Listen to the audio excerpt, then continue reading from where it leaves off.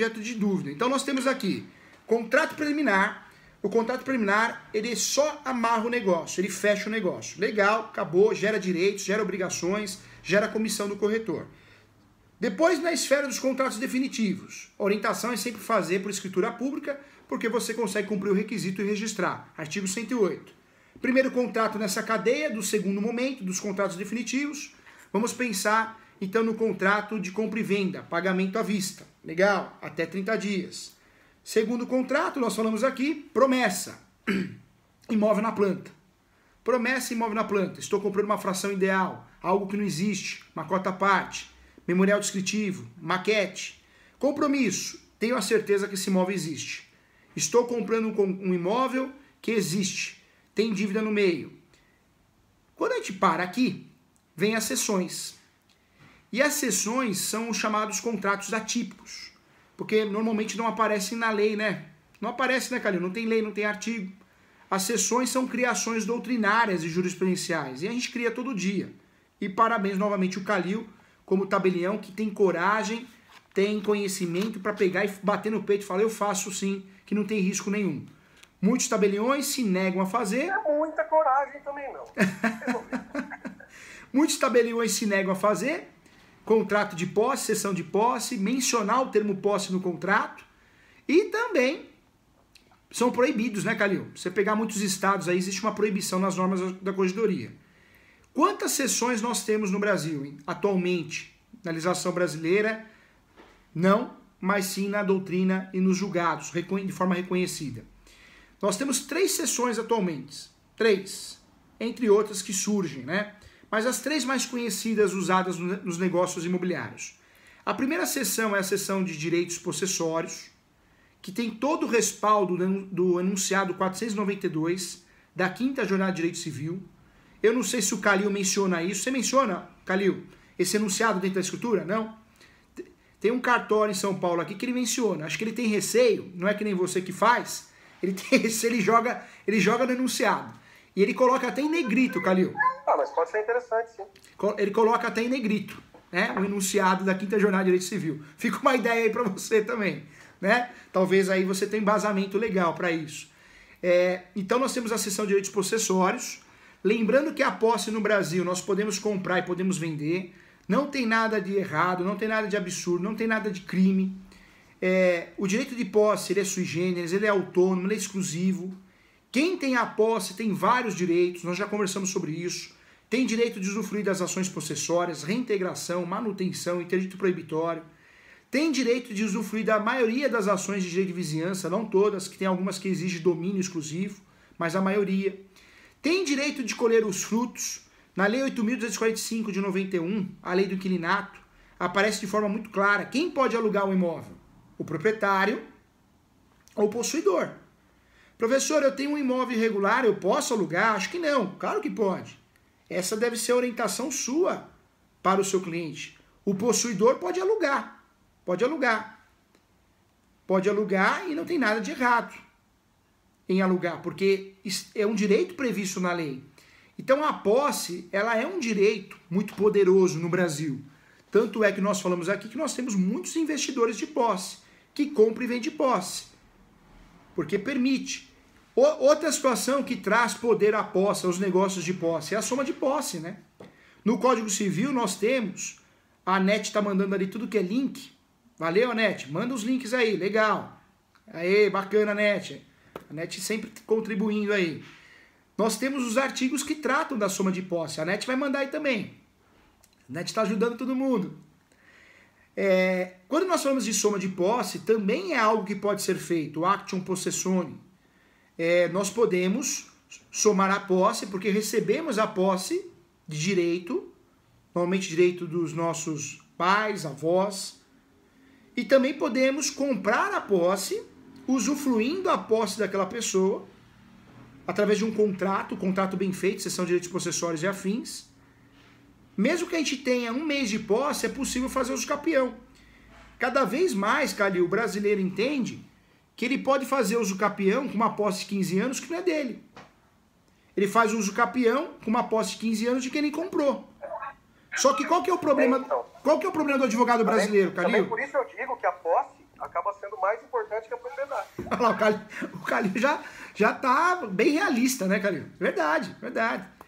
Poxa, tem gente ainda, tem advogado brasileiro, né, Calil? Que fala, meu cliente só pode fazer uso capião se ele tiver 5 anos de posse, 10 anos, 15 anos. Depende.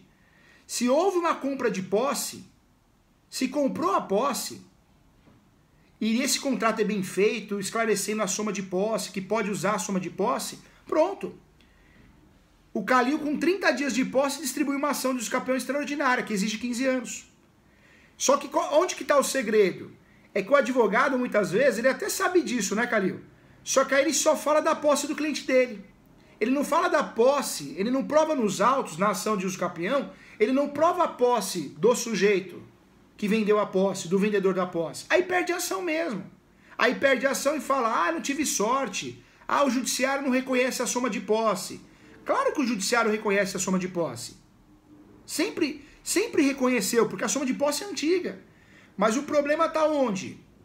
Está no profissional que não teve conhecimento ou técnica de aproveitar essa soma de posse. Se eu estou fazendo uso capião, estou aproveitando a posse de quem vendeu, o mínimo que eu posso fazer para ajudar o meu cliente, ou o autor pode fazer, é provar que aquela posse de quem ele comprou é verdadeira. Eu preciso provar nos autos. Então, como que a gente conserta isso, né, Calil, na prática? Através de declarações. O Calil vai falar, com certeza já está na boca dele ali, ata notarial, né, Calil? Poxa, pega lá o sujeito que você comprou a posse, o seu cliente comprou a posse de alguém, pega o sujeito que vendeu a posse e pede para ele umas 4 declarações, contas de consumo. Vai lá no Calil, faz uma ata notarial, né, provando essa posse. Ou seja, nesse uso capião nós temos uma situação atípica. Por mais que o autor seja um, ou alguns, né, alguns autores, a prova de posse não é só do meu cliente, mas daquele que eu estou somando a posse. E esse é o maior erro do advogado brasileiro, que usa o uso capião com soma de posse, mas esquece de somar a posse. Poxa, você está usando o fundamento de soma de posse e não consegue provar a posse de quem vendeu, então é fraude. É onde os juízes das varas cíveis ou de registro público julgam improcedente o pedido, porque você não juntou provas, não convenceu em relação à posse daquele que vendeu a posse, não mencionou, não contou a história direito. Então a soma de posse no Brasil, ela é de fato reconhecida, ela é legal, não tem nada de absurdo, temos artigos no Código Civil, mas importante lembrar que a soma de posse nós precisamos sim provar a posse dessa pessoa que nós estamos alegando. Então é falha de conhecimento mesmo, né, Calil? O sujeito vai distribuir a posse, mas não faz prova, uma prova. E pão durice também, né, Calil? Não vou gastar ata. O povo tem uma mania de falar que a ata é cara, né? É isso que eu ia falar, eu acho que é pão durice. A pessoa compra um imóvel, ou ele está num imóvel. Às vezes ele percebe que ele vai ter que ficar 15 anos para entrar com os capião.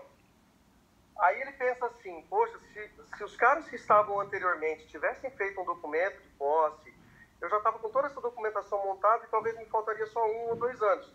Mas ao invés de ele pensar assim, quando ele adquirir uma nova posse, ou essa mesmo, ele fala assim, eu não vou fazer o documento, porque a outra vez eu comprei e não fizeram. Então, é ao contrário que a gente tem que começar a pensar. E não vai me ajudar, talvez, eu estou comprando aqui, vou ficar só 1 ano, 2 anos, vou vender. Faz, porque para o próximo, pode ser que essa sessão que você fez, pode ser útil lá na frente. Daqui a 15 anos, para o 10º proprietário, pode ser útil, se eles juntarem toda essa documentação. Mas ninguém faz, é pão durice mesmo. Pão durice mesmo. E o pessoal critica muito a soma de posse, né, Calil? Eu participei de um congresso, aí alguns advogados que tiveram a oportunidade de falar, e alguns cartorários também. A soma de posse, professor Júlio, não existe no Brasil. Eu falei, claro que existe. Não existe porque a gente não sabe trabalhar com ela, Calil. Nós não sabemos.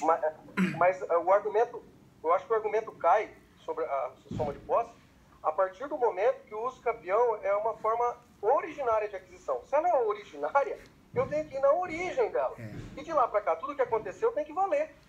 Verdade, verdade. Senão ela deixa de ser originária. Senão ela passa a ser dali para frente, da hora que eu estou fazendo para frente. Passa a ser derivada, né, Calil? Ela é originária. Passa a ser derivada, concordo, Calil, você está certo. Exato. Ela é originária, ela tem que somar. Aí o que o operador do direito faz? Ele faz um uso capião com soma de posse, não prova nada da posse daquele sujeito que o cliente dele normalmente comprou, ou ainda faz pior, né, Calil? Ele soma a posse em cadeia, né? Que nem eu fiz uma contestação recentemente aqui, de um uso capião. O professor foi contratado com o escritório aqui para defender, por uso capião sem procedente. Calil, eu nunca vi aquilo. Tinham 6 pessoas envolvidas na cadeia. O autor da ação de uso capião, ele queria aproveitar a posse lá do quinto. Em cadeia, voltando lá no quinto. Ou seja, a soma de posse não era daquele vendedor da posse, mas lá atrás, quem vendeu a posse para ele nem conhecia. Ou seja, é cara de fraude isso, né, gente? A soma de posse no Brasil é algo transparente de boa fé. Ela só pode acontecer ou de origem familiar, veio de direitos, né? Veio dos nossos genitores, avós, nessa cadeia, ou eu posso aproveitar a soma de posse daquele que vendeu a posse dele, né? Eu não posso usar uma cadeia eterna, já pensou? Vou fazer a soma de posse mais 2 de um, 5 do outro, 3 do outro. É cara de fraude, aí você vai perder a ação de uso capião mesmo, né? E também não seria o caso de levar para cartório isso, né? O uso capião extrajudicial, ele é um uso capião que tem que ser algo mais seguro, né, Calil? Eu não posso levar uma situação dessa totalmente torta, esquisita, confusa e exigir que seja feita a escritura pública de uso capião. O tabelião vai se negar, o registrador vai se negar. E com razão, né, Calil? A responsabilidade é grande do registrador, né? Por isso que muitas vezes ele nega mesmo. Se não tiver tudo redondinho, não passa. Falando em uso capião, Calil, como que tá a história de uso capião aí, hein? Extrajudicial. Você já fez muitas escrituras públicas aí, Calil? Eu fiz uma ata para um uso capião urbano, um terreno, e fiz uma agora recente para uma área rural. Foi tranquilo? Deu registro? Tudo certinho? Está no registro aí, o registro exigiu... O registrador viu que tinha uma ação contra o antigo proprietário e exigiu que o advogado apresentasse a certidão de objeto em pé. E o processo já estava arquivado, então parece que o advogado pegou e eu pedi para ele me deixar a par para eu ir acompanhando. Parece que ele já vai protocolar lá essa semana, só estava faltando isso. Só estava faltando isso. Achei meio desnecessário, mas enfim. O Calil, nós escutamos muito, né, nas aulas mesmo, o cartório dificulta a minha vida, é o que você falou. Mas também é cada pedido absurdo, né? Outra coisa também, um caso aqui que o professor fez uma mentoria aqui. O colega nosso estava reclamando muito do tabelião, só que aí eu falei assim, respira, calma, vamos entender, porque você tá tão nervoso com o tabelião e às vezes não é culpa dele. E aí eu consegui fazer ele entender que não era culpa. O que ele fez, Calil? Ele pegou a ata notarial, conversou com o escrevente fez para fazer a posse, provar a posse, a ata notarial de posse. Só que ele fez isso com os confrontantes. E aí no processo de uso capião, na petição inicial, ele mencionou no processo que queria substituir a citação por causa das atas notariais dos confrontantes. E o juiz deu uma lavada, né, no despacho. Falou, não, meu filho, acorda aí. Acorda porque a citação, ela é uma ordem citatória. Não é brincadeira, é sob pena de nulidade. A ata notarial faz prova de posse, mas não substitui a citação. E aí ele queria fazer uma representação na corregedoria do cartório, porque ele achou que o cartório tinha que garantir isso, né? É um absurdo, né? Então a gente escuta cada coisa.